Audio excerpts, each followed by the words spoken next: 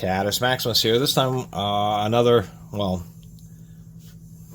promotional products video. Rather than just being entirely promotional, I don't take payments. I've only ever done it a couple times with the 3-night flashlights just because they had offered me $100 and the free flashlight. So I was like, why not? But that's one of the things is I will take free products because it's, you know, no money out of my pocket, and don't like it, I'll say so. And so the Ceenr products are fairly competitive. They actually had sent me products twice now. This is what they were trying to promote, which is this universal battery system. This is a 4 amp hour 18-volt universal battery pack, and then you have these different cartridges that you slide in.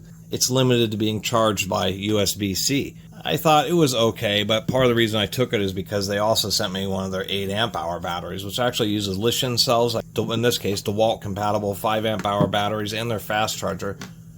They want $100 for all of it, and that's actually a pretty decent price, considering you have decent cells, although there is pretty light wiring inside these batteries.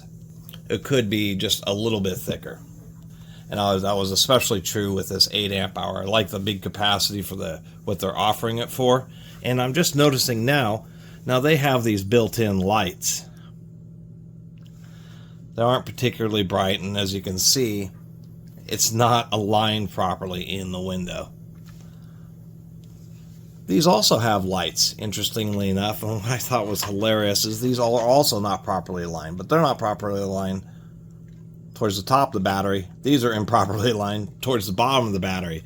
So I thought that was a little bit hilarious. And then I was noticing what's going on here. They've switched sides that the light is on, like they're really thinking this big battery is going to be used like in a recip saw, where the battery slides in from the front, where drills and other stuff slide in from the back. And I think that was the logic to it, but it's still just a little bit interesting that they have decided to switch sides of the lights. Anyway, that's kind of the long and the short of it, and why I'm doing these Ceenr videos is because I've been kind of wanting a refresh of some DeWalt batteries, and it's always handy to have some higher capacity ones on hand, especially with things like these heat guns. Just rip down batteries. They're one of these simple tools are one of the absolute greatest power suckers, right next to angle grinders and recip saws. So I thought, you know, particularly with an 8 amp battery, will actually give you like a half hour, 45 minutes of runtime on something like that. Anyway, when it comes to their charger here, it does have an LCD display, although I will give them a little bit of criticism because on the website it shows as being backlit, but it's not backlit.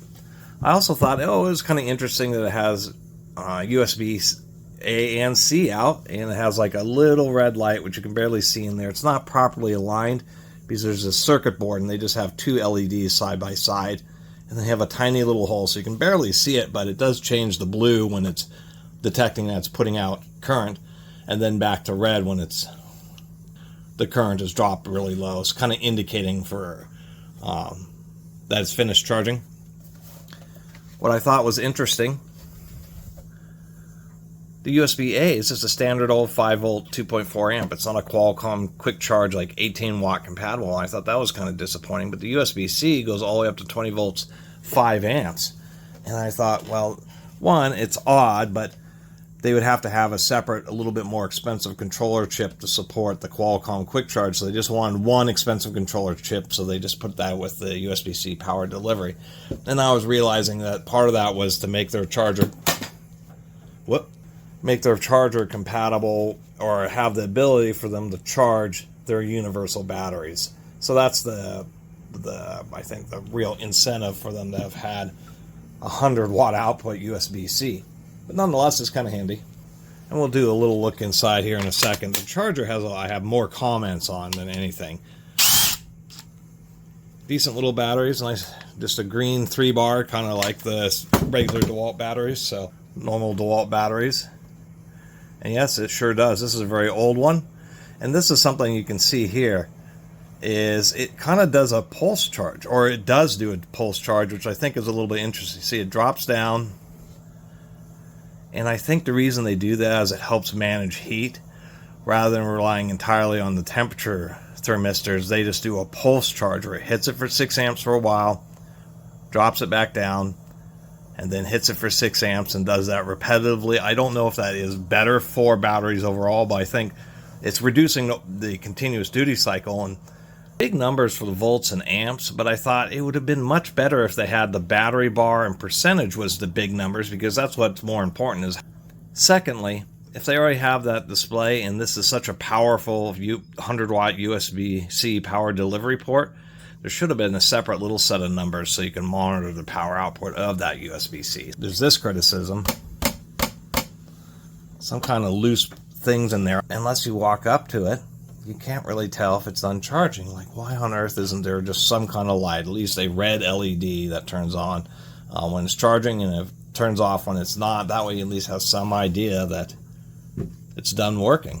So we'll get this battery apart so people can see what the exact brand of cells they're using are. Now, this is one of the things I was mentioning here, is that the wires are just a little bit thin.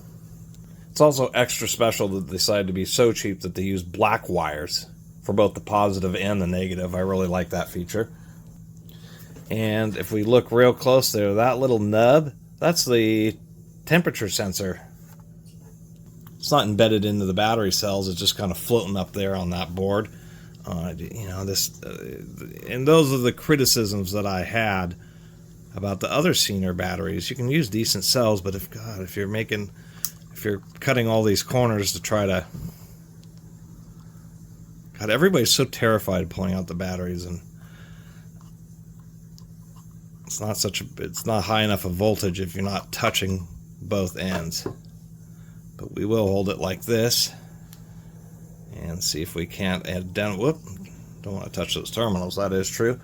See if we can't get some identification on these. Come on, camera. Do I have it right side up? AE Borin 18650 XWD26R. There we go. And it wasn't for that specific battery, but nonetheless, seeing that with the 5 amp hour ones, and the way the thermistor isn't set up right, and then this thing missing 2 screws, and being just kind of a funky setup for a charger that doesn't fully monitor the balancing. It's just a little too cheap and a little too worrisome for me to really recommend. Especially with the batteries, with the thermistor is just sitting kind of next to the control board, where in like a genuine battery, it's actually pushed in between the cells themselves. They're cutting too many corners, and I think it's just a little bit sketchy. Anyway,